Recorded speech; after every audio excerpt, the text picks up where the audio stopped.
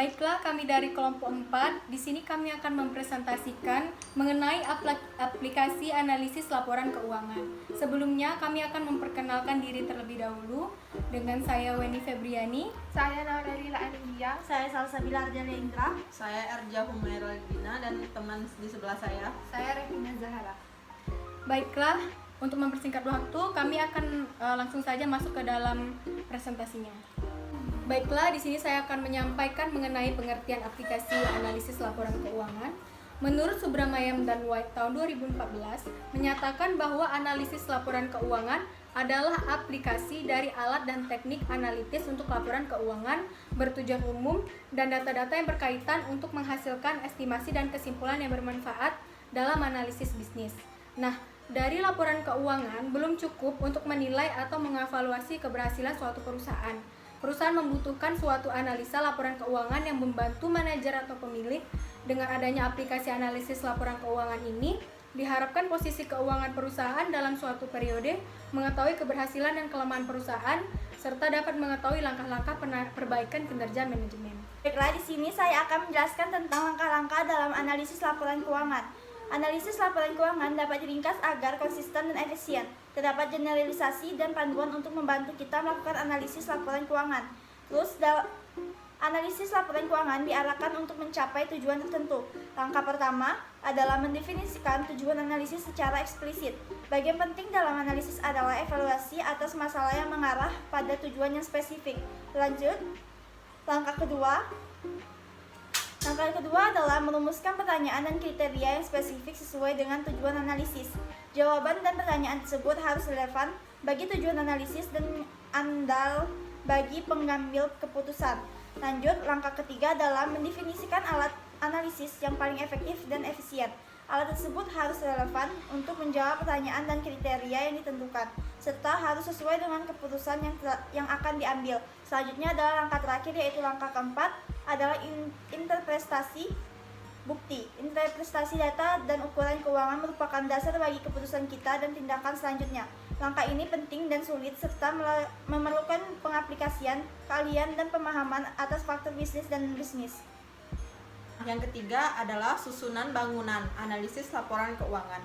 Analisis laporan keuangan berfokus pada satu atau lebih elemen kondisi keuangan atau hasil operasi perusahaan.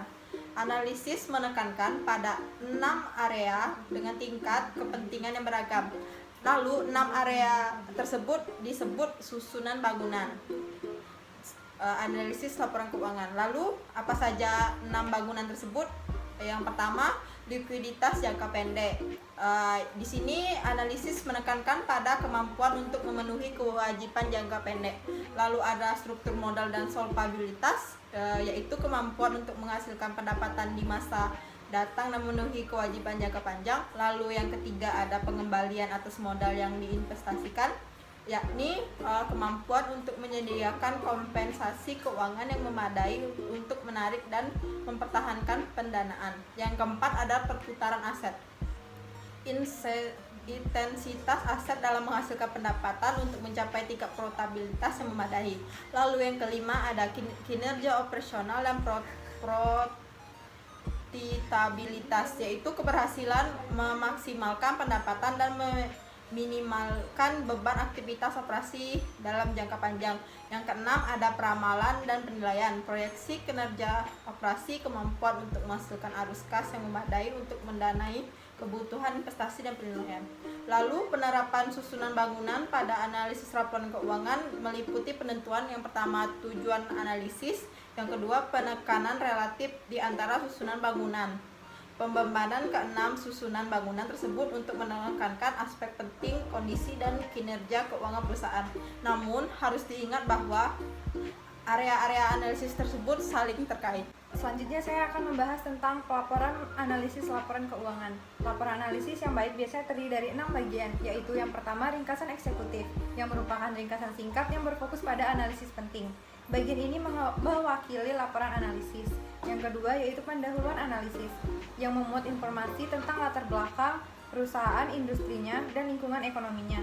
Yang ketiga yaitu bukti-bukti, yang berisikan laporan keuangan dan informasi yang digunakan untuk dalam analisis.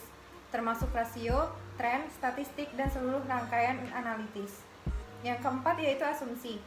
Identifikasi asumsi penting atas industri perusahaan dan lingkungan analisis bisnis, serta asumsi penting lainnya untuk estimasi dan peramalan termasuk strategi bisnis perusahaan. Yang kelima yaitu faktor penting. Daftar faktor yang menguntungkan atau favorable dan tidak menguntungkan atau unfavorable yang penting, baik kuantitatif maupun kualitatif bagi kinerja perusahaan biasanya dibuat berdasarkan area analisis. Yang terakhir yaitu kesimpulan, meliputi ramalan, estimasi, interpretasi, dan kesimpulan yang didapat dari seluruh bagian laporan sebelumnya. Baiklah, di sini saya akan menjelaskan tentang spesialisasi dalam laporan analisis laporan keuangan. Nah, analisis laporan keuangan biasanya dipandang dari perspektif perusahaan pada umumnya. Kita harus mengakui adanya faktor pembeda, misalnya metode akuntansi yang unik dan lingkungan bisnis. Faktor-faktor tersebut timbul dari beberapa pengaruh, seperti kondisi industri khusus, peraturan pemerintah, masalah sosial, dan kejelasan politik.